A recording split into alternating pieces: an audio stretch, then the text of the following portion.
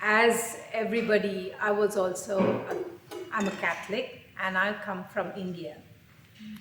So going for Mass every Sunday, participating in some of the groups, and my life was, okay, I'm doing this, so God does everything right for me. Isn't it? That's what we say.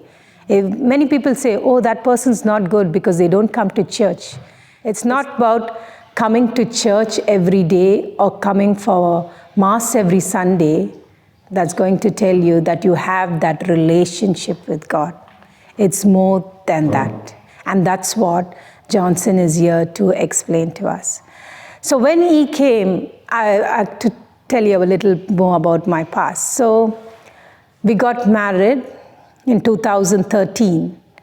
And then I was blessed, I was pregnant maybe a month or two after my marriage. And yes, I found out I was pregnant. And at that time, after a few weeks, I went to the doctor and then they said there was no cardiac activity. That means no heartbeat. All right, I waited for some more time. Let's wait and see. But then they said, no, you can't continue the pregnancy because there's no cardiac activity. Then I had to go in for a DNC and they had to terminate the pregnancy. So it was done, and it was a bit upsetting and stressful, but it was the initial marriage phase, so we said, okay, how to get out of this, we'll just focus on something else, and we were planning to go overseas. So that was my focus, and that's how my husband said that's what we could do, and go on. So I was praying, and after a few months after the DNC and after the termination of pregnancy, I was bleeding again for pretty more than my normal menstrual cycle. And then I found out that the products of the baby was still in the uterus, and they had to take me again to theater and remove all that.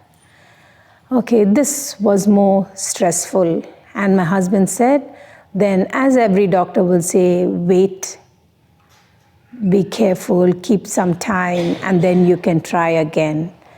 So at that time, by the end of 2014, we decided to come to New Zealand. We came here and I was doing my studies. I was in Palmerston North. I came here to convert my registration, to get the New Zealand nurses registration. And then things went by.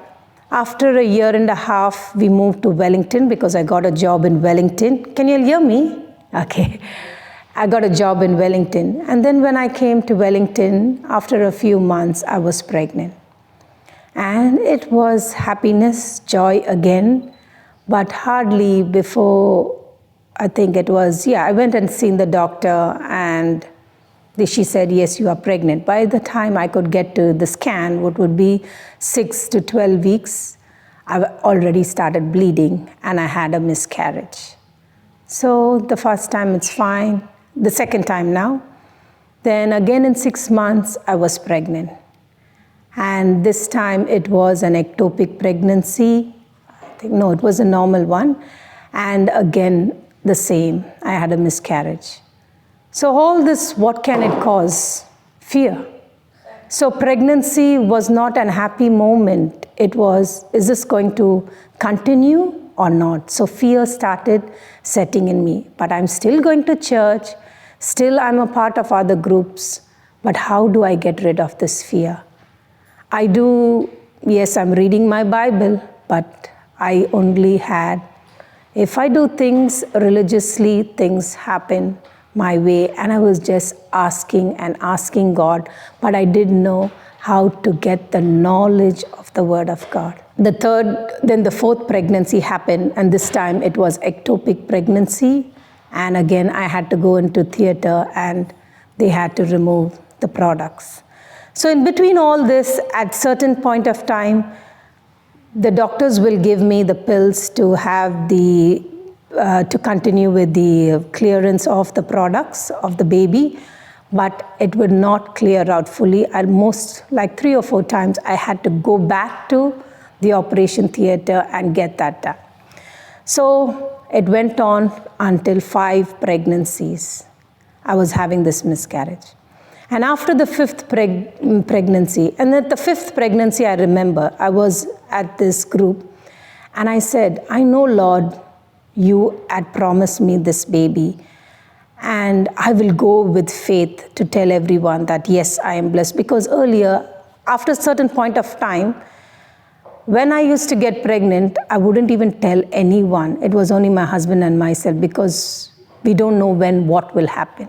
That's how we were. And in the fifth pregnancy, I remember I told in the group, the Jesus Youth group, and they were all happy and everything. And again, in the 12th week, there was no cardiac activity at all. So I was like, Lord, what is it? My husband was drained out. He said, I don't think there's a God who answers us, who hears us. But it is not God who gives miscarriages or God who takes away sickness, because it is the thief who comes to steal, kill, and destroy, and not God. And that's the time after that, in 2019, Johnson came to New Zealand and he was preaching. And always, I already know him from India, but I was regular to his meetings for the attendance. I used to go every time. He used to have night vigils, so I'll schedule my shifts accordingly. In the sense, if I go for all these religious activities, I am blessed. I did not understand what he was teaching. So it was because I used to finish my shift, go tired, just sit there. And you know, when you come for a session, I need to feel the presence of God. When we feel the presence of God, yes, the Spirit is moving in us. But when we don't feel the presence, the Holy Spirit has taken a vacation. He's on holiday now. So most of the time, I used to go to just feel that presence of God. But that was not the right thing. It was to understand and practically apply the Word of God in our life. So when Johnson has this thing where I am not setting you free, but the Word of God is setting you free. So I was like, I don't want to tell him anything, but I know my God has blessed me. But my friend insisted, just speak to brother. And he happened to come over for a cup of tea to our house. And then he was just asking, how are y'all? And no one asks you straight away, what is your life or anything. But then we were just, myself and my husband, we were explaining about our situations. And as you were telling it, then he said, Malachi 3:11. He gave us the scripture where there was many people who went through miscarriages, who used the scripture and were set free from miscarriage. Can we read? And I will rebuke the devourer for your sakes, and he shall not destroy the fruits of your ground, neither shall your vine cast a fruit before the time in the field, says the Lord of hosts. So he explained to me, when will a fruit fall from its tree? When it's ripe. Only when it's matured, a fruit will fall from the tree. The same way, a baby should not come out until 40th week, until the time of maturity. So I got this word, I started meditating. It doesn't end there. There's much more to do. Then we have this JCILM booklet, which I had many, and he asked me, you have it? Yes. Have you ever read it? No. I used to keep it in my house thinking I'm blessed with all that. Many of us could. I'll put my Bible under my pillow and I am blessed. I'll put my rosary in my pocket and I am safe. How many use it? So that's how I was. And when I took that white booklet and started studying the scriptures of concerning worry and fear, because I need to rebuke the thought in my mind more than anyone asking me, Any good news? When are you pregnant? What's happening? Oh, I know you went through so many things, but what's happening? No, there was something more than that, which the Lord wanted from me. And it's not God who was giving me this, but it was Satan he knew that this was my weakness. Because I tell you, in all this time, when I was having these situations, we wanted to buy a house. In no time, we were blessed to do that. If that could happen, a financial blessing, why is this delayed? Can anyone give an answer? Why is it delayed? Because I am more stronger in my faith when it comes to financial blessings.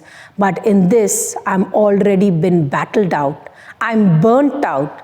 And I know it is not working. Then what can I do? So, and even Johnson said, you need to hear the word of God day and night. So I invested in a earpods. I had earphones only.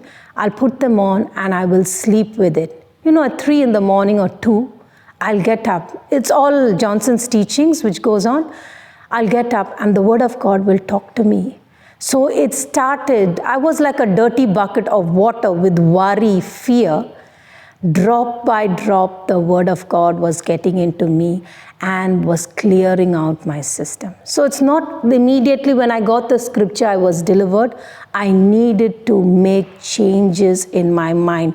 All that unbelief had to come out of my mind and further.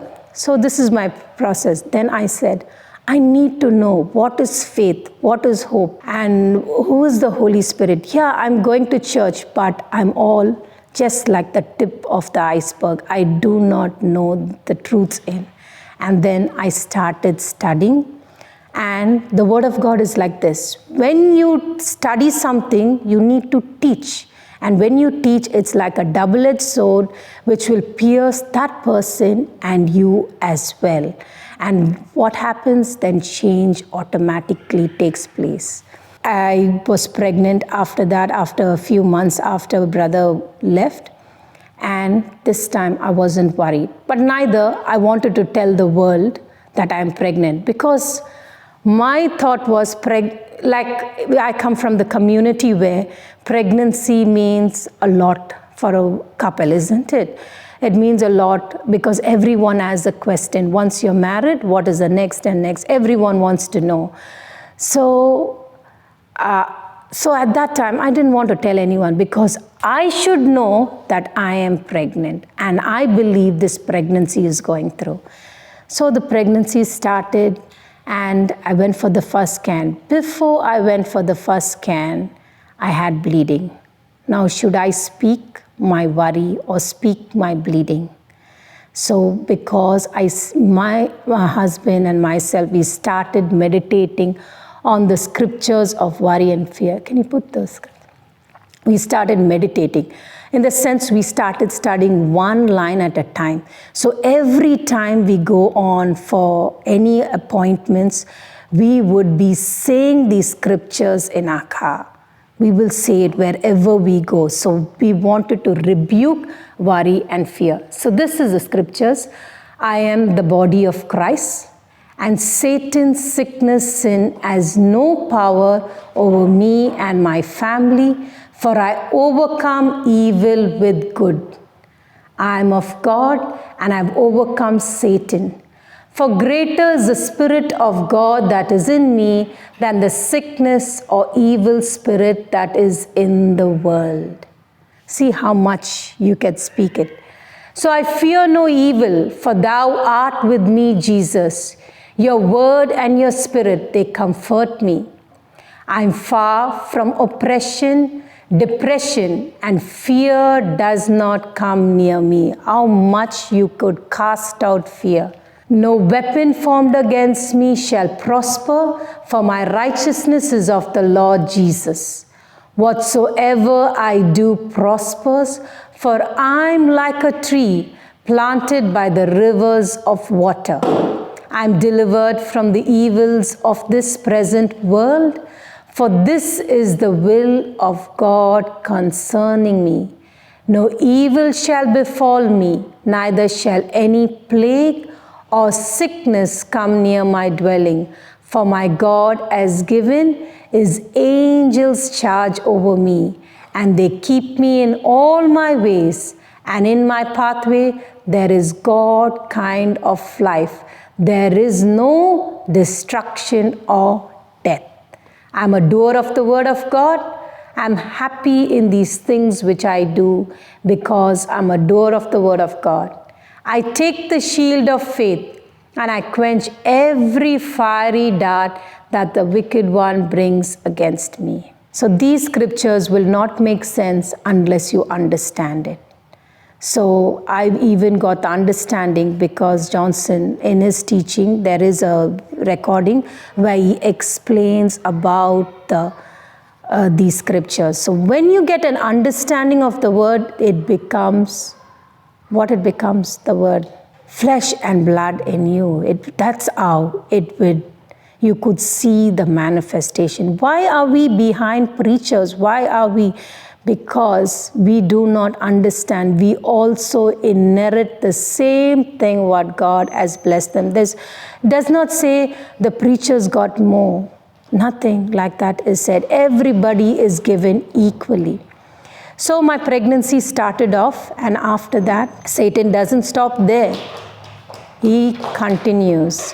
So the first time when I had the bleeding, I said, I will not speak because Proverbs 18:21 says, life and death is in the power of your tongue, and those who love it eat its fruit. And when I went for the first scan, I said, Lord, I see the sacred art of Jesus in my scan. And that's when I seen the first time the heartbeat of my baby. And that's from my 6th pregnancy. And when I took the recordings and came back, one of my friends asked me, are you getting twins? Because she said, I can see 2 heartbeats.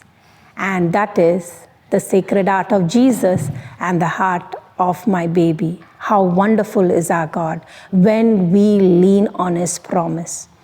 And my journey went on. I did not. So in this time, what do you think? It's my 6th pregnancy, and I'm a nurse working as a registered nurse in a hospital. And this was peak COVID time. It was 2020 almost, 20. So I should have stayed at home, not gone to work. I worked till the last day, till I got to go to labor. That's how I work, because I believe my God is going to win this battle for me. And I did not put any fear in my heart. And then following that, at the 27th week, because it was peak COVID time in 2020, there was a circular put out that all nurses who are pregnant and after 24, 26 weeks do not need to come to work. You can work from home. What can a nurse do from home? But my department was kind enough, and they gave me some work from home, which I need to ring patients and find out, because I worked in the outpatient department in Wellington Regional Hospital. And yes, as I was at home, after 2 weeks, I had the same manifestations of bleeding, which was the size of my palm. A clot as the size of my palm just slipped through, and I was fully soaked with blood. And I didn't know what to do. Will bleeding speak to me again? No one spoke to me. It's only the bleeding will speak to me. And at that time, I was in the washroom, and I remember the scripture which was taught today. Do you all remember the scripture of the woman with the issue of blood? She bleeded for 12 years. And what happened? She said, if I only touch the edge of Jesus' garment, I'm healed. And I said, Lord, I touched your garment right now, and the bleeding dries up at once. I just said that. And I was peace in my heart. So many of us wonder, is my situation going to work? is my problem going to resolve? I'm praying for something, I'm desiring something, but I'm still restless. I'm still wondering whether it's going to work or not. Why? Because I've not got that peace in my heart. Until you hit that peace, that means you are still not connected with God.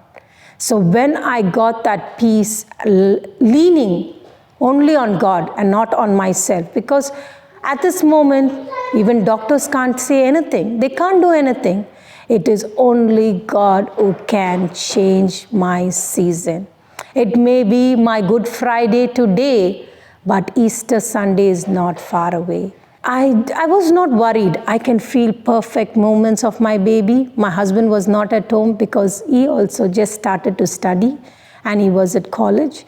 So I had a friend, so I was just thinking what to do. I went, changed my clothes, and I was just resting on my bed. And then I rang my midwife. And what will the midwife say? Come immediately to the hospital. That's what she said. And I went to the hospital with my friend. And peak COVID time, you cannot, no visitors allowed. So only until the lifts. And he just left me and went. You'll be so much troubled, isn't it? Trouble is at your peak now. You don't know what. But I was relaxed and rested. I did not, because the word of God was continuous. And at COVID time, Johnson had started something called as the Melbourne Breakfast, which will go on nearly 4 or 5 hours a day on YouTube. I was just listening to that. And the teachings are enormous of faith and faith. People the same out today, there was so much of doubt. People come with their doubt, but they go back at faith. They may not get that answer now, but unless you go and hear the word, you will definitely receive your answer. So it went on. I went to the hospital. They checked the urine. It was, yes, you were bleeding, because I couldn't physically show them anything. And my pad, which I put, not a drop of blood, because that's what I declared. The bleeding dries up at once. But in the 5 miscarriages, I never knew to say it, because now I started collecting scriptures and I started confessing them. I started looking for testimonies of battles where people won with pregnancy, and not just listening to the testimony. I started getting the scriptures from it. After that, I was in the hospital. They took a scan and they found they did not identify the cause of bleeding. And what then they did, the only thing they could do is just keep me under observation. But they found out there was an anomaly in my baby's heart. I never spoke it, because I know life is in my tongue and death is in my tongue, so I don't speak destruction on my baby. I only speak life. Then my pregnancy continued. They did not know what it was, and by 35th, then I had to go back to work, because they said now after 34 weeks you can come back to work. So I went back to work, and in this meantime, I'm even shifting my house. We are moving to another house. I did all that with my husband. Do you think you would have been on bed rest? Yes. If you were so much in fear, you would have not even wanted to take a step. But I did. I moved, packed all my things. We moved to another house. All this can happen only in faith, when you stand on the promise of God and speak the promise of God continuously. And then at 35 weeks, again I had bleeding. And this time when I went to the hospital, they said, you're almost close to your pregnancy. So they were observing me for a week. Then they wanted to turn my baby. Then I do have knowledge of how my baby is, about medical knowledge, but I did not want to speak any medical knowledge, because I know my God is gone in front of me, and I don't want to speak what the doctors need to do, but I know no weapon formed against me or my baby will prosper, and the doctors will work in favor of me. And after that, At 36 weeks or plus, then they decided we'll just do a C-section. They did a C-section, and my baby was born on 27th of May. She was actually due, I think, on the 6th or 12th of June, but she came in 2.5 weeks earlier. But it's the time of maturity. I would have delivered my baby at 26 weeks. And at that time, Johnson called me and he asked me, how are you? Because I never said it, but I just told one of my friends, I'm not going to be at the meeting today. And she asked why. Then I said, I'm in the hospital. Then I need to explain more. That's how I got to the situation that it went to Johnson.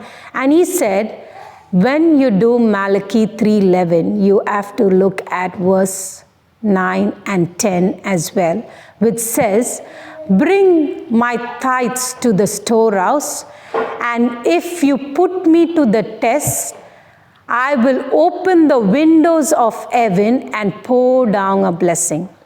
In all this time, I stopped tithing because we were a bit on a financial crunch of our house, of like paying up for our house because we bought a place and we were going to move in. So I forgot about tithing, but I just minimal, but not exactly how much I should give. And then Johnson said, if you tithe and you will see the manifestation. And at that time, I didn't have any money. Neither did he say, put it in my account. He said, give it to whom require it. And COVID time, lots of people overseas in India lost jobs. So we used our credit card and sent money, which is not the right thing, I tell you all. But we sent some money down. And every person was so blessed. And they said, they really thanked us from the bottom of their heart for how much that money made changes in their life, because they really needed. They all lost jobs at that time. And yes, and from that time till today, God has blessed us to freely give, and we do not expect anything in return, but prosperity is in abundance in our life. So my baby was born, and then now, as I told you, there was an anomaly in our heart. So they said immediately in 2 weeks need to do a scan. But before that, I could say, after a C-section, normally at least 3 days will a person be in the hospital. I just got discharged in a day's time because I was alone in the hospital, no one to stay with me, and I was perfectly all right. The morning I delivered on 27th, 28th morning, I went, had my shower, got ready, and I told, I don't feel any pain. I'm all right. Went home. On the 27th, Johnson heard that my baby was born, and 11 o'clock in the afternoon, I delivered my baby. 11 in the night, I gave a testimony on Zoom. Is that possible physically? It is only possible with the grace of God. And that moment when I gave my testimony, I tell you, the Spirit of the Lord gave me that relationship. That relationship got stronger because the woman with the issue of blood, until Jesus asked her, who touched me? What did that woman say? She should have not opened her mouth because she was outcasted. But she turned to Jesus and said, it was me. And that's the time when I testified, I seen the glory of God flowing in my life. And I never ever thought I would ever wonder to ask anyone for help, but it my God. As I told you all now, I did not know anyone. Today, if you all are sitting here, it is the grace of God who has brought you. Everybody are wondering, you're only 6 months here, and how did you manage to get something organized here in Christchurch? When you lean on the Lord, He will open every door that is shut, and every crooked path, He will make it straight. If we try to understand God's word with our mind, we will still be with our sense knowledge. But God's word needs to go into our heart. That's what I said. You need to study God's word. You cannot say, oh, I know all the scriptures, but I need the book. I used to do that. I have it all written in my book, but I don't know it by heart. You need to study it. How many of us meditate when somebody says something wrong, negative about you? You go on and on and on in your mind. But in the same way, why not meditate God's word on and on in your mind? And that's how you will see the transformation in your life. And I tell you, this testimony is just that not I receive my blessing, but God has blessed me, opened up a channel which is called Mamas and Papas, where we have every Saturdays at 5 o'clock a Zoom session where mothers around the world are connected for the Word of God. And we've seen so many pregnancies, so many deliveries. People hearing my testimony, it's 3.5 years ago, they still ring me and say, how did you go through that battle? And that was only with the Word of God. Praise God. You just heard the battle between facts and truths. What if she had not to know the truth? Would she be able to fight the battle of fight? And the first thing I said, Baba, I don't know why your children are dying. If they die first time, okay, it can be an accident. When it happens the second time, remember it's a curse. Curse is a force that will destroy anything and everything that God has given you. Blessing is a force that will destroy the kingdom of darkness and bring the favor of God into manifestation. You don't know, I don't know, but thanks be to God. The Bible says in Galatians 3:13, put that, what is the meaning of the word redeem? The Bible says Christ has redeemed me. What is the meaning of the word redeem? The word redeem means to ransom, to buy back what is yours. We were God's, sold into slavery because of Adam's disobedience. But Jesus redeemed us. He gave His life, His blood as a price to purchase us back so that we are set free. So Christ has redeemed us from the curse of the law. When I disobey the law, there is a curse. And Christ has redeemed us from every curse of the law. For being made a curse for us, it does not say He will be made a curse for us. Everything in the new covenant, every promise of God is in a past tense. It doesn't speak in a future tense. It is already done. And that's why Jesus said on the cross, it is finished. Jesus has finished His part. The question now is, am I willing to agree to what Jesus has finished? Our Christian life is not what you did. Our Christian life is how much do you believe what Christ did for you. So having been made a curse for us, it is written, cursed is everyone that hangs on a tree. Can you put that book, Baba? I've just put that page there. Look what it says. Christ has redeemed me from the curse of the law. Therefore, I forbid any sickness or disease to come upon my body. Every disease, every germ, every virus that touches my body dies instantly in the name of Jesus. Now, did Jesus say, speak to the mountain? He said, you got to speak to the mountain. Just put that Mark 11:20. Now, Jesus has cursed the fig tree. Is it right? Now, when He cursed the fig tree, did He speak a negative word to the fig tree? Yes. Yes. Did the fig tree die from the root? Yes. Now, they are coming back after Jesus cursing the fig tree the next day. And in the morning as they passed by, they saw the fig tree dried up from the roots. And Peter, calling to remembrance, said unto Him, Master, behold, the fig tree that you cursed is withered away. You know what Peter is saying? Can you tell me how did you finish that tree that it dried from the root? Even if you chop a tree, it cannot dry up in 24 hours. It takes months to dry up. Can you tell us, Lord, how did you do it? I want to know, how did you do it? But the question is Peter asking Jesus a question? Yes. That's why you see in the verse 22, Jesus answering said to them. There's a question there where Peter is asking, Lord, how did you do that? And Jesus answering them and saying, just the way I did, you can do it as well. Mario, just give me John 14:12 and then we'll come back over here. Verily, verily, I say unto you, he that believeth on me, the works that I do, shall he do also. Who? The one who believes in Jesus. And greater works than these shall he do, because I go to my Father. You know, this scripture has blessed me so much, especially when I go to the tribal areas. They are not even Christians. And I teach them how when you believe in Jesus, you can do exactly what Jesus did.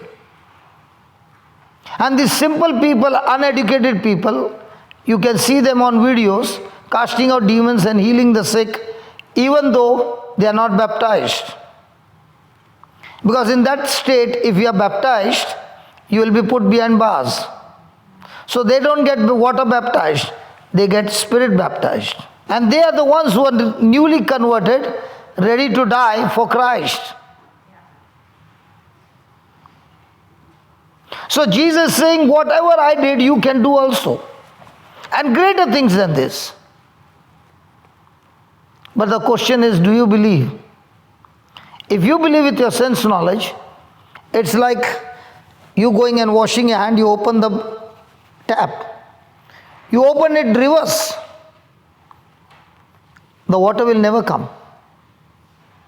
You open it the right way, the water will come. Unbelief will keep the anointing of God that He has already given. He will not give. It is already given. It is inside of you, but will never flow. It flows only when you believe. And the challenge is, everyday suffering that you are talking about is, am I willing to put to death myself 24 hours 7, crucified? That is what God wants us to do. To agree to Him. When I don't agree to Him, I'm an unbeliever. That is why you preach the gospel in the city and you preach the gospel in the tribal area. I guarantee you, in the tribal area might be 80%, 90% of the people will get healed. But a people with smartness and reasoning and intelligence will get nothing. They'll see everywhere. The miracles are happening, but they will not get anything. They will die of suffering, but they will not be ready to change and become humble to say, God, please change this mind that is challenging you. Go back to Mark. How does it look when Christ is saying it is finished and I'm saying no, it is not finished? Christ is saying I finished it on the cross. And here is what Jesus is saying to all of us. And Jesus answering said unto them, have faith in God. You know what kind of faith? The God kind of faith. Or the faith of God. Operate in the faith of God or the God kind of faith. And what is this God kind of faith? He gives you an explanation. He doesn't only say, have faith in God, but he says, what is the meaning of the word have faith in God? He's saying, let's say you got a problem. You got a problem. Might be a sickness or a disease. Do you pray? Hello, do you pray? Yes or no? He never said to pray. I like that. Jesus never said to pray. Look at it in alphabets in red in color. Verily I say unto you that whosoever shall say or pray. He never said pray. He said say to the mountain. He never said pray about the mountain. And what are you doing? He never said pray. Now what's the difference between pray and say? Prayer is when you talk to God. Jesus spent the whole night talking to God through the scriptures. He prayed with scriptures. And when it came to his ministry during the day, he never prayed to God. He said to the devil to get out. He said to the sickness to get out. Are you with me? Yes, yes. Show me one place when he saw a person with blindness, he spoke to God and said, God, please heal him. He said, blind spirit, get out, receive sight. Come on, pick up your mat, rise up and walk. Deaf spirit, come out. There's a time to pray and there's a time to say. When it is a time to say, you are praying. How about a policeman with a gun? He has got all his weapons and the thief is there. And he's requesting him, please, please. How does it look? Or should he use his gun? What about we Christians? What was Tina's testimony saying? Was she passive or was she active using a gun? She used the gun. She was confessing. The Bible is saying, I am not saying. She was active. He said, and it's not only one scripture, there are so many scriptures. He said, if you have faith as small as a mustard seed, you can say to the sycamore tree. Are we talking to the sycamore tree or are we praying about the sycamore tree? Listen, God has anointed you. He wants His children to use the gun. He wants the children to use their authority and dominion. Are we supposed to be active or passive? So did He give you the gun to attack? But instead of attacking the sickness, we are so quick to attack people. If somebody is coming against me, is it that person coming against me or the spirit operating in that person coming against me? So am I going to attack the person or the spirit? Where do we end up attacking? When I don't know how the kingdom of God works, we do what majority does. In the kingdom of God, majority never wins. In the kingdom of God, a person of faith is always victorious. Even if it is God's will, even if it is God's will, and the person doesn't agree, God's will not come to pass. And it did not come to pass. The Israelites could not enter the promised land. They were the majority. They believed the evil report. The Bible calls it as evil report. Put at Numbers 13, 32. When somebody speaks against God's word, God calls it an evil report because that evil report is going to destroy people who believe the evil report. Be careful when you open your mouth and you speak against God's word. God calls it an evil report. Let's start with 30. And Caleb stilled the people before Moses and said, let us go up at once and possess it, for we are well able to overcome it. But the men that went up with him said, we be not able to go up against the people, for they are stronger than we. And they brought what? And they brought what? Look at the 32nd verse. Come on. And they brought what? An evil report of the land which they had searched unto the children of Israel, saying, the land through which we have gone to search it is a land that eateth up the inhabitants thereof, and all the people that we saw in it are men of great stature. Whom did they believe? What God did for them in Egypt? Whom did they believe? What God fed them in the desert? Whom did they believe? What God supplied water for them? Whom did they believe? What God parted the Red Sea? Whom did they believe? That the bitter waters became sweet? They believed because the sense knowledge said, there are giants. Your greatest enemy is your sense knowledge. And when you with your sense knowledge go around speaking the sense knowledge to others, God calls it an evil report, and anyone who agrees to the evil report doesn't enter the promised land. They can never inherit the promises of God. They will use their reasoning, they will win the argument, they will do everything, but their lives are miserable because the devil is going to torture them with those misery. And here is God asking, here is Peter saying, Jesus, tell me, how did you do that? And here Jesus is teaching only to the apostles. He is not teaching to the common people. In Mark 11, just put that, Mario, go back. You can just put that arrow. Verily I say unto you, that whosoever shall say unto this mountain, be thou removed and be thou cast into the sea, and shall not doubt in his heart. Two things you have to say to your trouble. Two things. What to do and where to go. Only two things. Any kind of trouble that comes to you, you open your mouth and tell the trouble two things. What to do, where to go, and when you say it, don't doubt in your heart. But believe that those things which he said shall come to pass. Look at the last line. He shall have whatever he says. So you go around with your evil report, you will have what you say. Think about it. You shall have whatever you say. I was diabetic at 18. At 33 I met the Lord. And at 34 I read the scripture. You are born anew, not of a corruptible seed, but of an incorruptible seed, that is the living and abiding word of God. And I began to think, I am diabetic because my father used to take insulin for diabetes. And I began to think, and I renewed my mind, and I said, God, even though it has come from my family, now that I am born again, I am not born from my mother's womb, I am born from the Father's womb. And I am so sure that my heavenly Father has no diabetes.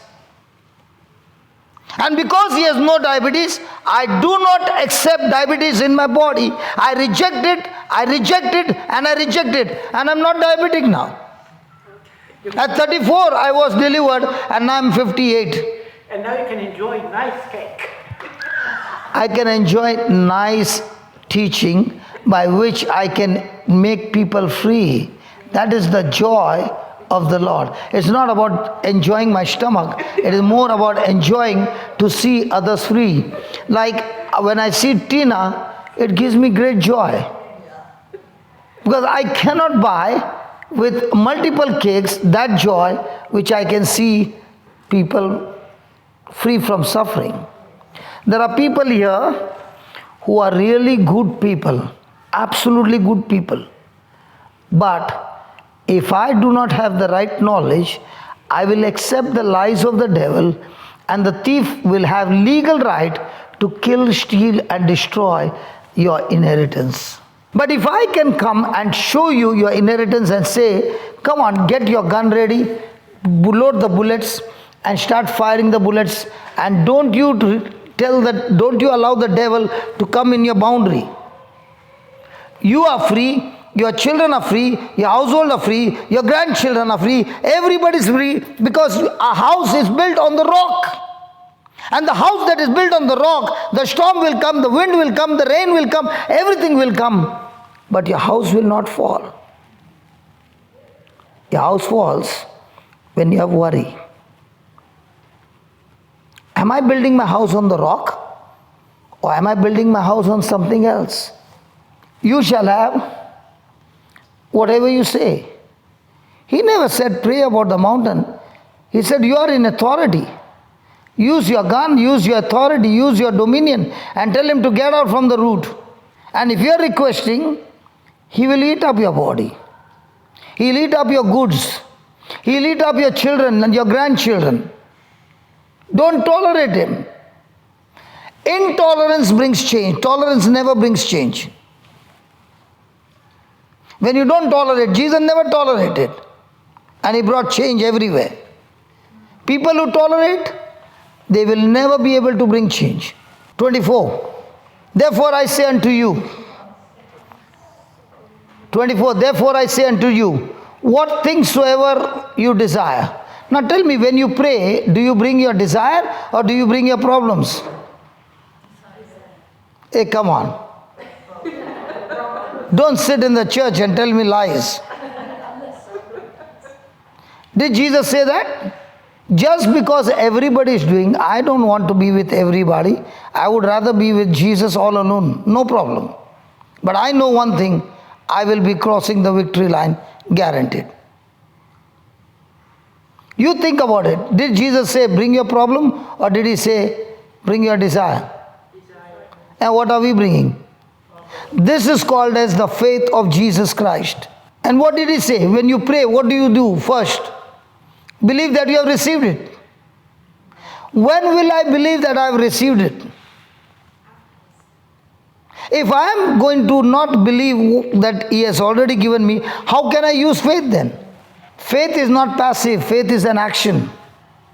Where a person rest is in the mind, but his mouth is all the time attacking to every unbelief that is coming in his mind.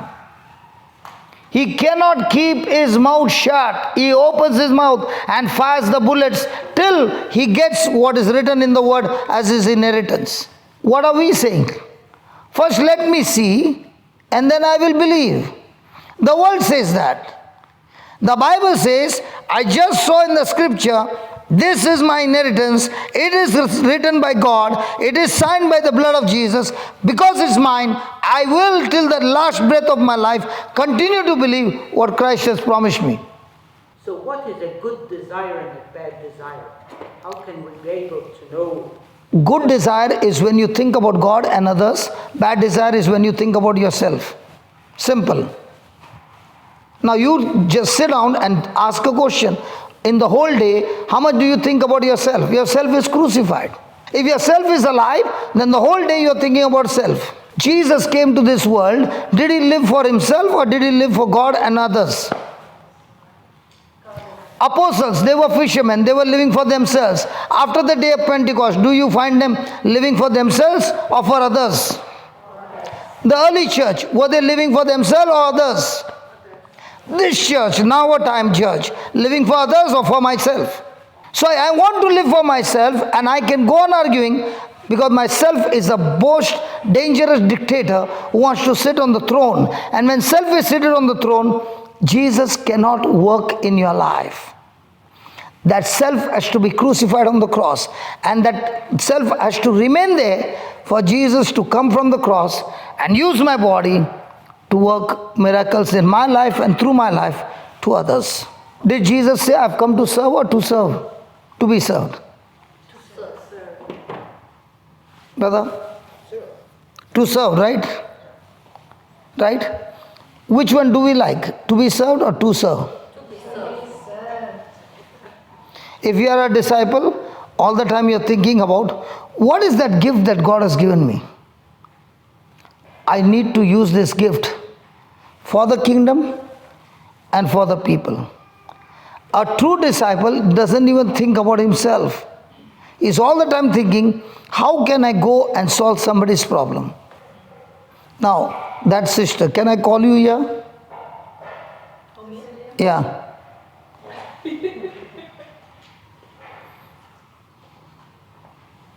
Look at her walking. You can see a difference? Yeah. Please come. She has been operated for hip replacement. Yes. How many months back?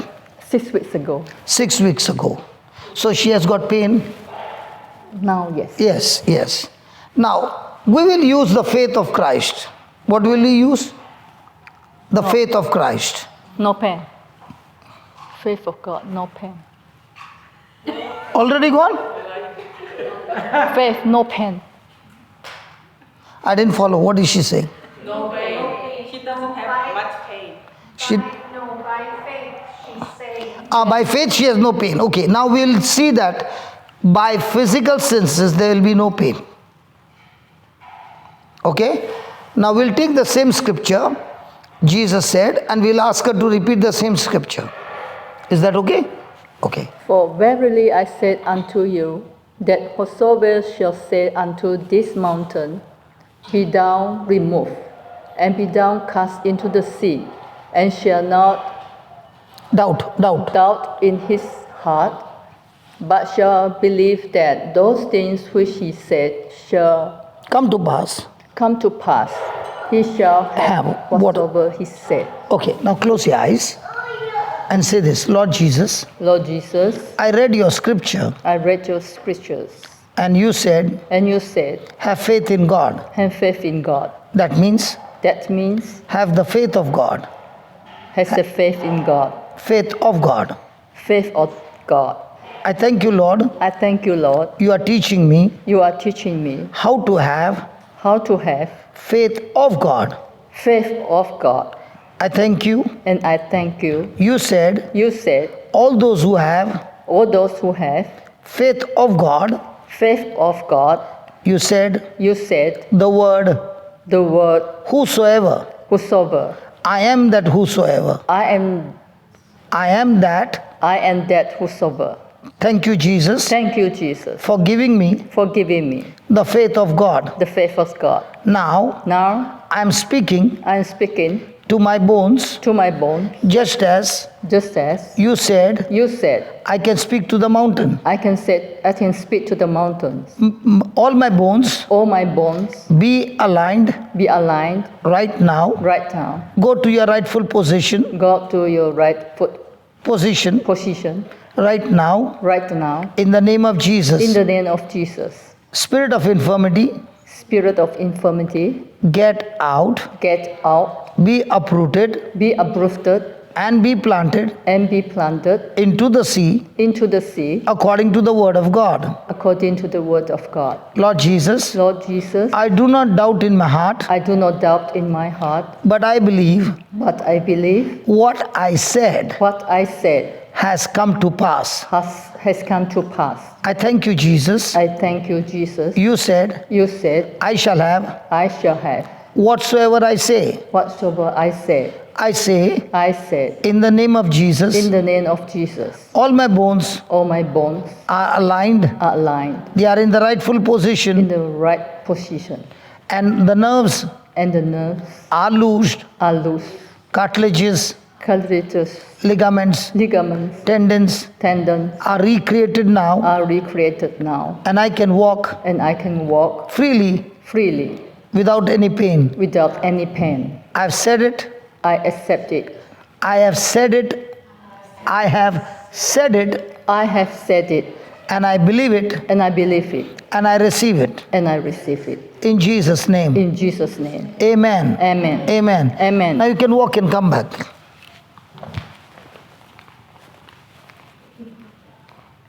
Keep saying, thank you, Jesus. Thank you, Jesus. Keep walking. Thank you, Jesus. Thank you, Jesus. Walk the way you were walking before. There's no pain now. No pain. I know that. No pain. Please come. No pain. No pain. No pain. Now, can you come here? Now, is the pain gone? Yes. Was that very difficult or was that very easy to believe? Very easy to believe. But the problem is, did you know it? I know a little bit. No. Did you know you can speak to the mountain? Yes. You knew it before? Yes. So when was the last time you spoke to your bones? No. No. Can you believe we can speak to every organ of our body? There. Oh, strong. Strong bone. Walk. Oh, really strong. Really? Press the Lord. Don't go. No. I want to try again. Go ahead.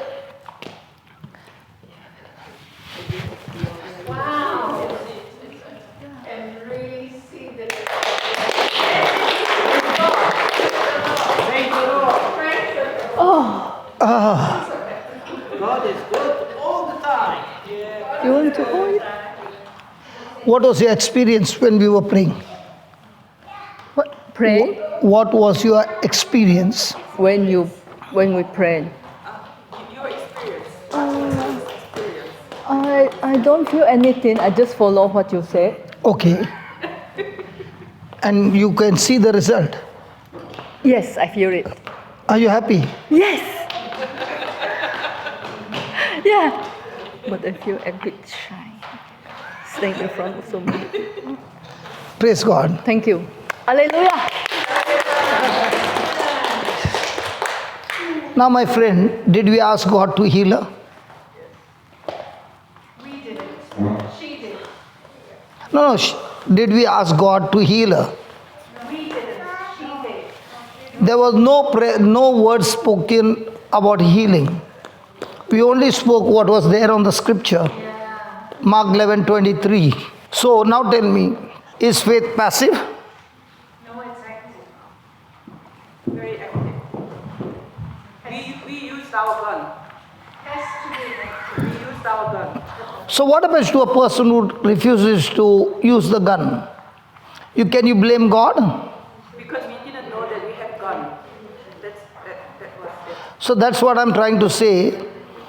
You will say that it was not God's will. God's will is always there. That's why it's given in writing. That He has healed our disease.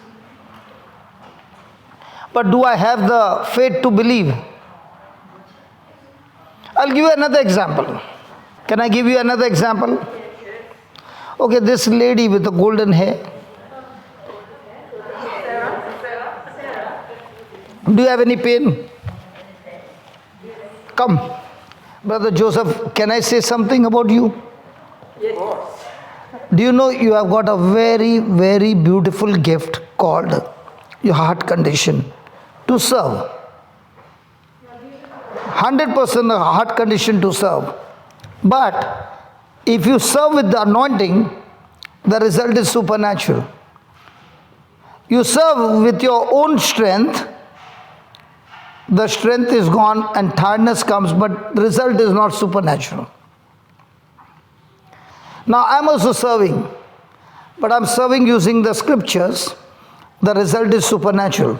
What you got a heart, others have to fight to make that heart, which God has given you freely. All you need to do is, in that heart, feed yourself with scriptures, and in no time, you will be operating in the supernatural. Okay, why don't you come here? Stand here. Yeah, tell me what's your problem. Well, I have pain down my left side of my body. Okay. Really a lot of tension in my body, like my muscles are always tight and sore and aching, especially through my hip and my... Very painful. Yeah. Yeah. Did you hear that? Yep. Now I'm going to teach you and she's going to get healed through your hands. But I've got the same problem as her. I've got all the tension also, the same as her since... So do you want yourself to be healed or do you want to use the power to heal her? I will heal her and then after she will heal me. No, see, listen. By the time you heal her, you'll be surprised. You will yourself get healed by default. Ah. That is why we don't look at ourselves, but we look at Christ and we serve others. And when we are serving others, we are not the ones who are serving. Christ in us is serving her. So when Christ in us is serving her, that same Christ who is serving her is also serving you at the same time. Jesus said, I have come to serve and not to be served. He's perfect. How can an imperfect serve a perfect? But Jesus is the king who is a servant of his people. And that's why he's saying, in my kingdom, the king serves the people. And he serves us, so the perfect is serving the imperfect. Now the imperfect is going in his name, but Christ in me is serving the other imperfect people. Got it? Okay. Now, Mario, can you put that Psalms 22:14? I am poured out like water, and all my bones are out of joint. My heart is like wax. It is melted in the midst of my bowels. Can you see this paper? Yes. It is standing straight. Now what happened? It's dropped. Dropped. That was the condition of Jesus, his body. On the cross, they hammered him so much that his body had no strength. That's why he's saying, my heart is like wax, it is melted in the midst of my bowels. I'm poured out like water. Now, every one of Jesus' bones were out of joint. They were out of joint so that your bones are healed right now. Now, do you believe that Jesus has already finished or he's going to finish? He's finished. So now, this bulb has two wires. One is with the electric power, the other one is the negative. When they both get connected, then the circuit is complete, the bulb lights. Correct? So Jesus' word has got power. But if you don't agree, that power doesn't work. So all I want you to is agree. Okay? And how will you heal her? Give me Mark 16. 16. Yeah, 16. He that believed and is baptized shall be saved. But he that believeth not, But he who does not believe shall be damned. then Then, these signs, and these signs shall follow them that believe. In my name shall they cast out devils. They shall speak with new tongues. then They shall take up serpents, and if they drink any deadly poison, it shall not hurt them. They shall lay hands on the sick, and they shall be cured. they shall recover. Recovered. Okay. So you have to lay hands on the sick and they shall die. Hopefully not. Okay, then after the Lord had spoken unto them, he was received up into heaven and sat on the right hand of God. And they went forth and preached everywhere, the Lord. Working with them. So who is this Lord? Who is this Lord?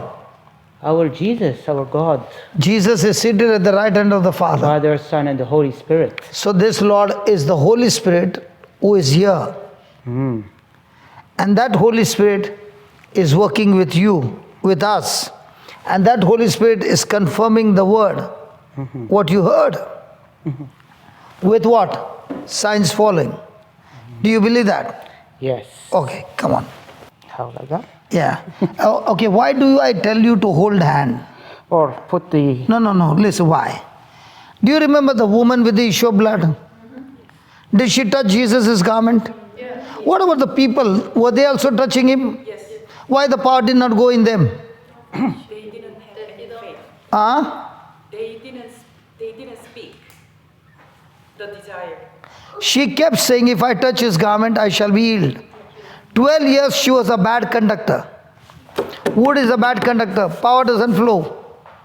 But the moment she kept saying, if I touch his garment, she became a metal, copper, from where the power flows. Are you following? So the moment she touched Jesus, in believing what she spoke, the power just went into her body and she was healed. But the same power did not go to the apostle or anybody over there. And Jesus said, where did the power go? So now that he has read the scripture, I believe he is touching her, a good conductor. And when she's touching her, when he's touching her, the power of God heals her. Did you follow? Yes. Hold her. Now close your eyes. Just close your eyes and speak the words. Say this. Lord Jesus. Lord, my Lord Jesus, I thank you for giving me this opportunity I really thank you from my heart for giving me this opportunity to speak the word. to speak the good word. Lord Jesus, Lord Jesus, you said, these signs shall follow them these signs shall follow them that believe you. that believe you. In your name, In your name, they shall cast out demons. they shall cast all demons. They shall speak with new tongues. They shall speak new tongues. When they lay hands on the sick, When they lay hands on the sick, they shall recover. they shall recover. Lord Jesus, Lord Jesus, as I'm touching this sister, as I am touching this sister, your power, your great power, resurrection power, the resurrection power, is flowing into her body, is flowing all through her body, and all her bones and all her bones are aligned are aligned, and healed. and you are healed. Thank you, Jesus. Thank you, Jesus. Your bones were out of joint. Your Lord Jesus, Lord Jesus, your bones your bones were out of joint were out of joints on the cross, so that so that her bones her bones are completely aligned are totally aligned, and and she is completely healed. she is completely healed. Her nerves are loosed, Her nerves are totally loosed, and she is free from all pain. and that she is free from all pain. In Jesus' name. In Jesus' name. Amen. Amen. Now begin to do. Yeah, I feel good. I can't tell, but I think so. I felt the Lord's. No, but is the pain there? No, not at the moment. No, Not at the moment means after that it will come. I'm not sure. That's where again you have allowed the sense knowledge to say, I'm not sure. Yeah. Faith is not about I'm not sure. Faith is taking your inheritance by force. Yes. Just move your back. Yes. I trust in you, Jesus. I know. You did that for me, Jesus. Thank you, Jesus. Amen. Was that easy? It is easy. How many years you suffered with this pain?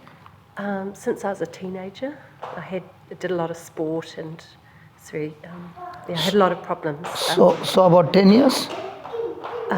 No, thank you, but no. Probably for about 30 odd years. Yeah, she's not old.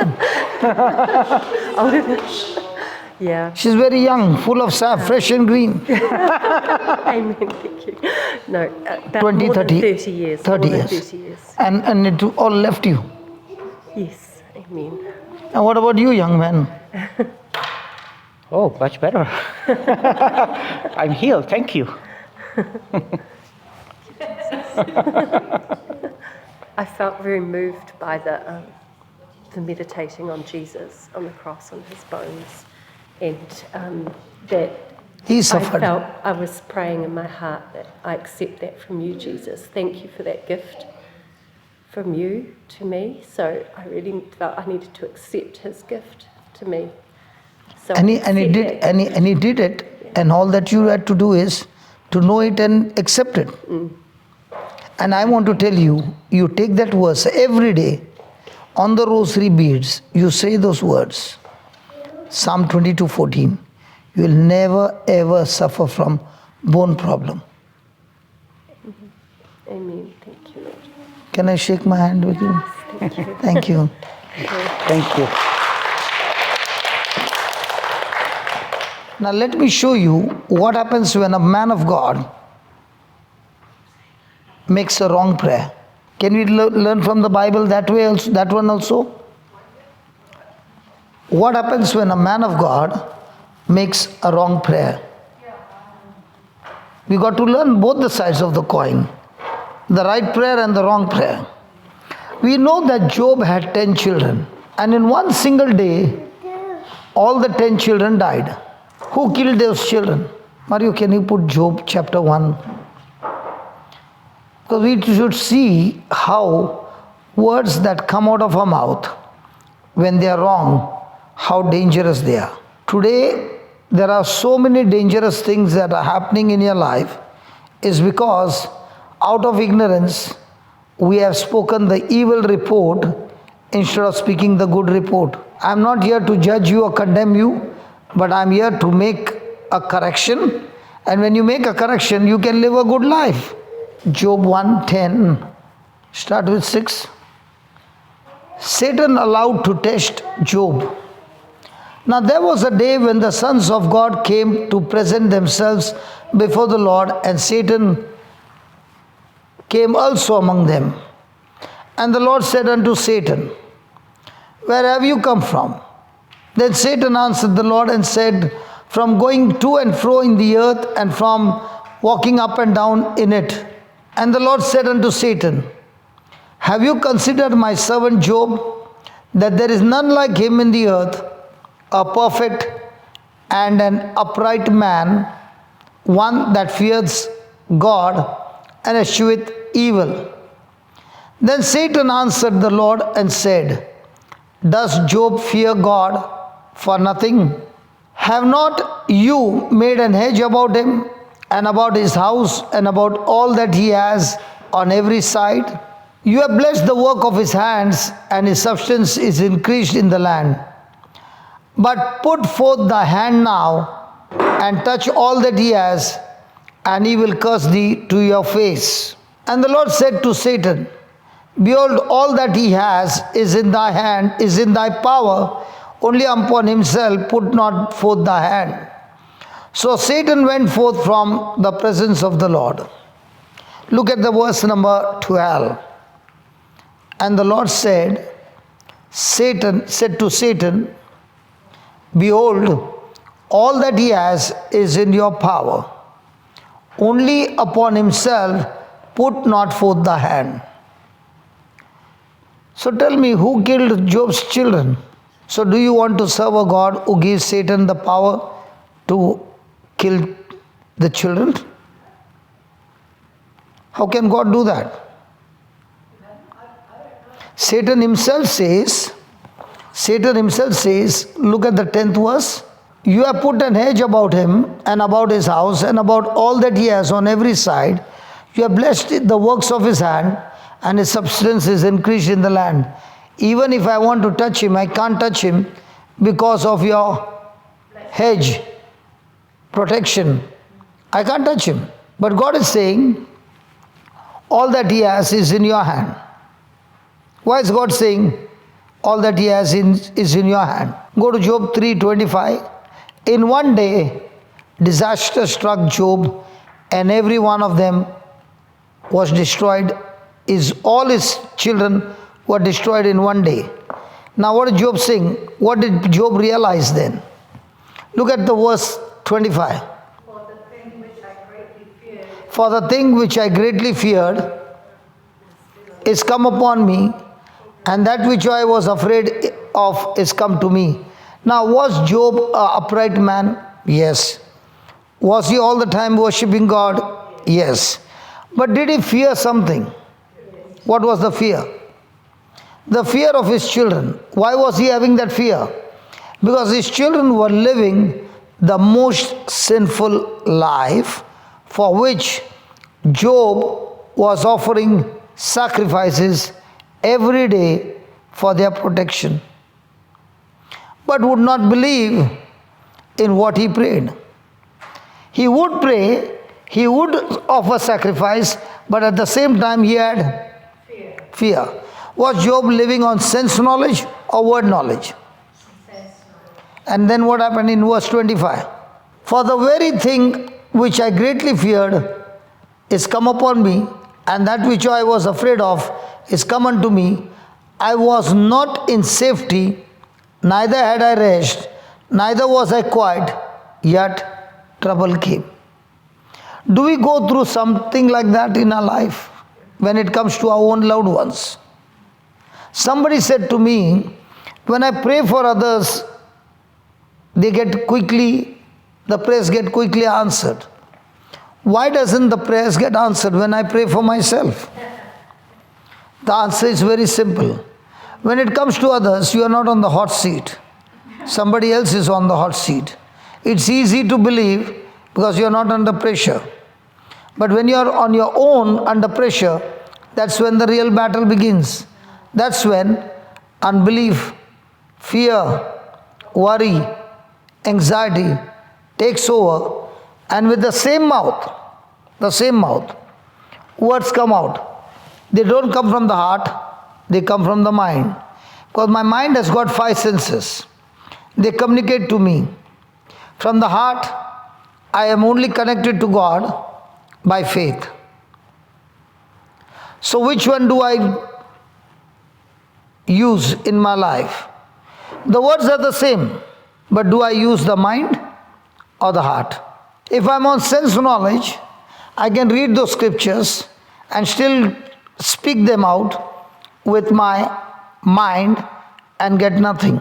How do I know that I believe with my heart or mind?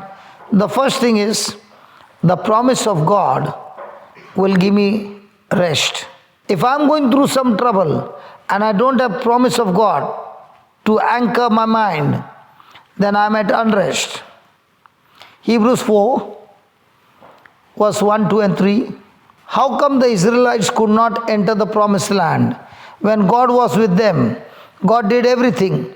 They came to the border, but they did not enter the promised land.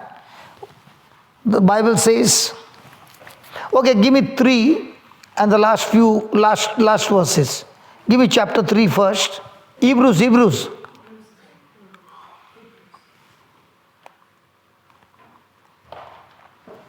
Oh, I did not tell you Hebrews, huh? Sorry. I am running at a high speed because there are so many scriptures that are coming one after another. And these scriptures come to me because I am training myself every day to fight my sense knowledge, which is the scriptures. So the more and more you use the scriptures in your everyday life, you are able to win over your unbelief. I'm not praying to get my healing. I'm praying to enter into my rest that God has given me. And when I enter into that rest, the seed is planted, I'm at rest, and like a farmer who knows when I planted the seeds, I have to guard that seed, I have to protect the plant, water it, manure it, fruit has to come. So me to enter the rest is more important. Read. We are baptized in Christ, so we are partakers of Christ. If we hold the beginning of our confidence steadfast to the land. So do we need to be confident? Yes. While it is said, today if you will hear his voice, harden not your heart as in the provocation. Have you heard the word hardened heart? Yes. What's a hardened heart? A hardened heart is the person. Hardened heart can be of two kinds. I can harden my heart to the word of God, and I can harden my heart to my sense knowledge. Now what happened to the Israelites? They hardened their heart to what God said, and they were sensitive to what the 10 spies said. Whereas Caleb, he hardened his heart to what he saw, and he was sensitive to what God said. Which one are we? Have we hardened our heart to what God said, or are we hardened our heart to what our senses say? If you harden your heart to the senses, then your heart is sensitive to what God said, you will surely walk into the supernatural. Because to walk in the supernatural, you have to believe in the Spirit. If you use your senses, senses cannot understand spiritual things. God is Spirit. He connects to man in spirit. Holy Spirit does not speak to you with your senses. He speaks through the Word to your spirit. For some, when they heard, did provoke, howbeit not all that came out of Egypt by Moses. But with whom was he grieved for 40 years? Was it not with them that had sinned, whose carcasses fell in the wilderness? What was their sin? Disobedience. And to whom did he swear that they should not enter his rest, but to them that believed not? Mario? So we see that they could not enter in because of, do you know people don't go to hell because of sin? Are you shocked? Yeah. People go to hell because of unbelief. Jesus paid the price for everybody. The gospel is to be believed for everybody. It's a gift of God. But when men don't believe what Christ has done for them, their unbelief takes them to hell. So which is the most dangerous spirit? Unbelief. Why? It stops you from believing what God says. So every day what is your suffering? Your suffering is the lies of the devil that is trying to enter in, and you're fighting that day and night and putting your flesh into submission to Christ. Every day yourself is talking to you. For example, that lady over there, she was having this pain from teenage. Now that fellow has been talking to her. It's normal. You are in sports. You have been fallen so many times. Your bones are damaged. This is there. That is there. That is sense knowledge. What knowledge is? Even though it is there, now you listen, devil. The mountain, I'm talking to you. Get out from here, because I've been given two things to say. What to do, where to go, and not doubt in my heart. She just did what the Bible says, and she's set free. So what's your suffering? You are suffering because you have failed to understand the truth, and you have allowed the unbelief to rule over your life. So where's your fight every day? To fight against unbelief. It is only when you fight against unbelief, you are operating in the supernatural. People who live on the word, fighting against unbelief, they know that Jesus said, when I lay hands on the sick, they shall recover. He did not even say pray. When you believe, he did not even say pray for the sick. He said when you lay hands, they shall recover. Now the question is, do I believe? I can say I am a believer. Okay, let me ask you, have you ever walked in the sun? Afternoon? Yeah. Does the shadow follow you? Always. In New Zealand? Because yours is a cold climate. Only at midday doesn't follow. So it follows you. In the same way, a person who is a believer, wherever he goes, signs and wonders has to follow you. If it doesn't follow you, then you must ask a question, am I really a believer? A question should be asked, do I follow signs and wonders, or signs and wonders follow me? Where do I follow? Who do I follow? I follow Christ, signs and wonders, blessing, healing, everything follows me.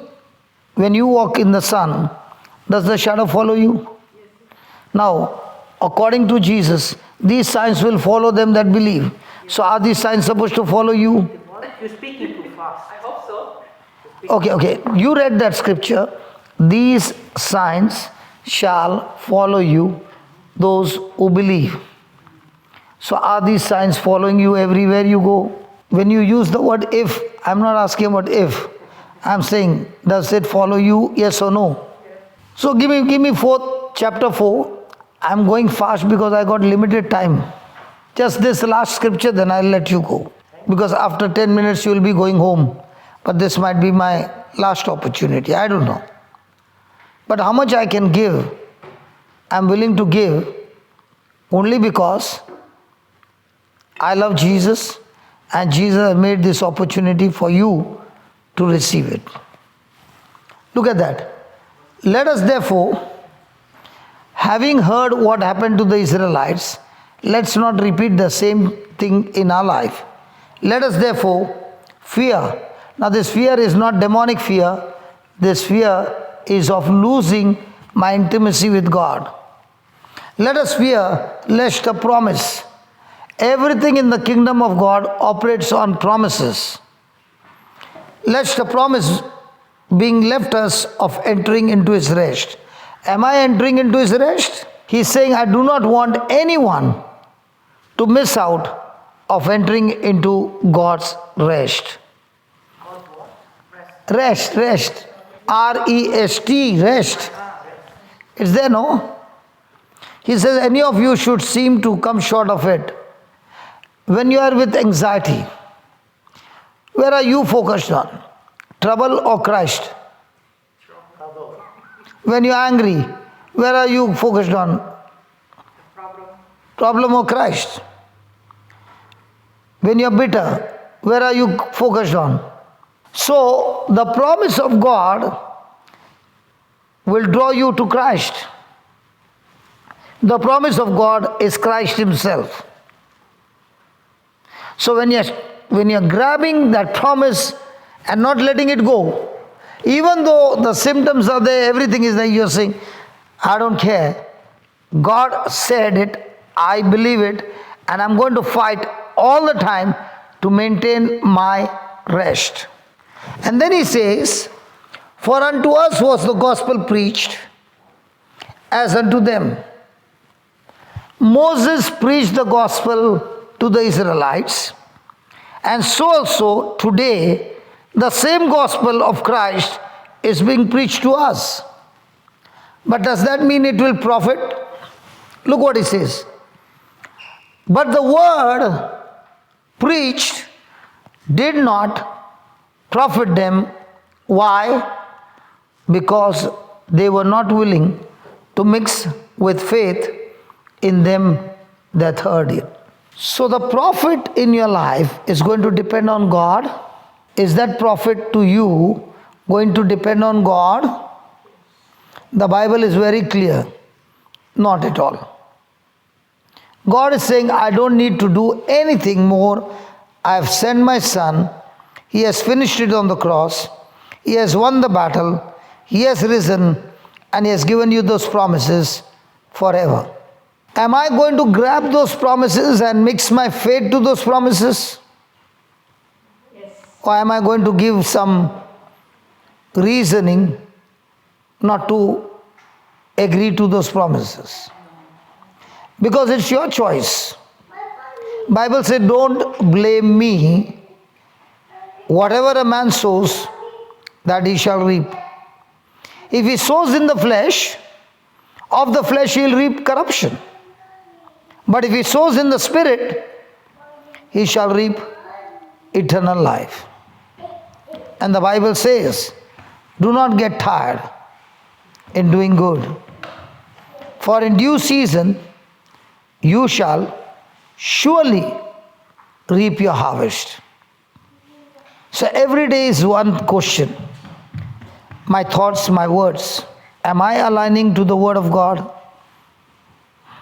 Then I will reap the harvest. Somebody said this is a very difficult type you are saying, but there is a person in the Bible who was in total depression. And God gave him three points.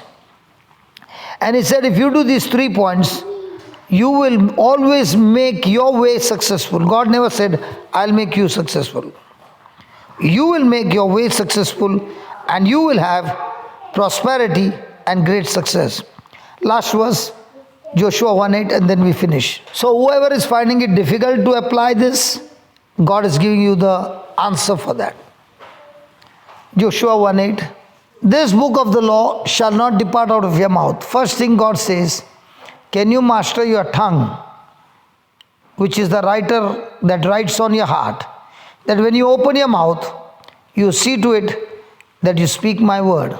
Do not speak words of sense knowledge. Speak what I told you. Only when you master your tongue, then you will be able to master your mind and you will be able to meditate on my word day and night. Thank God for Tina, who shared a testimony that the battle began. But she purposely kept the ears plugged to the teaching day and night. And she began to speak what the word said day and night. So she mastered her mouth, mastered her mind, and when you do these 2 things, the result is, with the power of God, grace of God, with the word of God, you are now mastering your action. Now, will you call this a prosperity gospel? This gospel talks about the promised land, which is their inheritance. And to take that inheritance, God said, you got to do these 3 things. Master your mouth, master your mind, and master your action. By default, God never said, I will.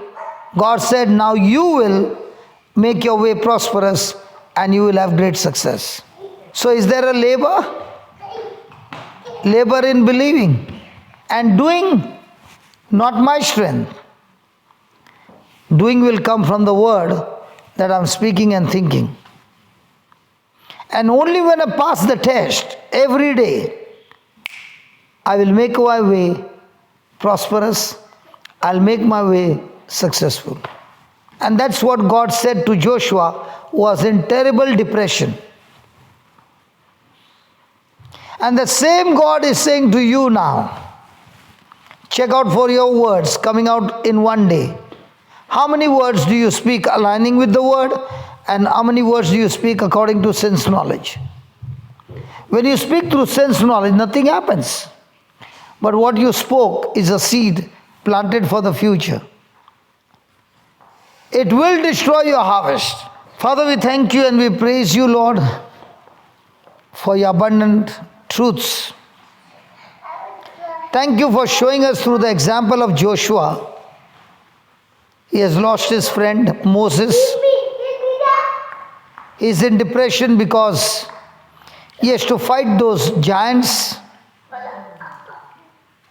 And the people along with him are champions in being rebellion, complainers, grumbling, murmuring. And he has to take those people to the promised land and divide the land to each tribe.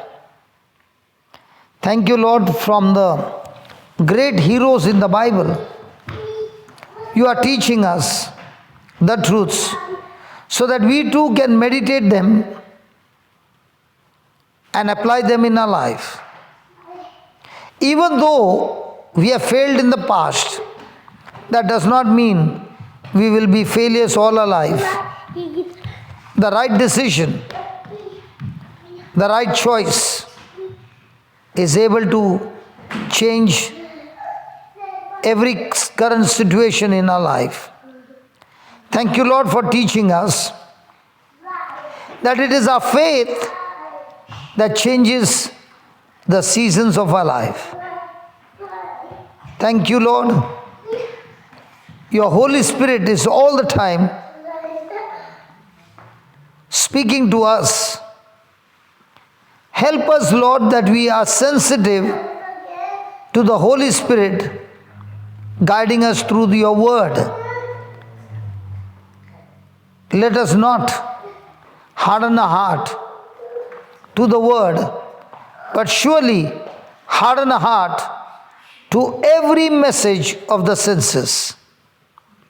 Change us, O Lord, from Thomas' faith to Abraham faith, because you said to Thomas, Thomas, you believe me because you have seen me, but blessed are those who have not seen but yet believe. Thank you. Thank you, Jesus, that we practice Abraham faith that leads us to the victorious life. In Jesus' name, amen.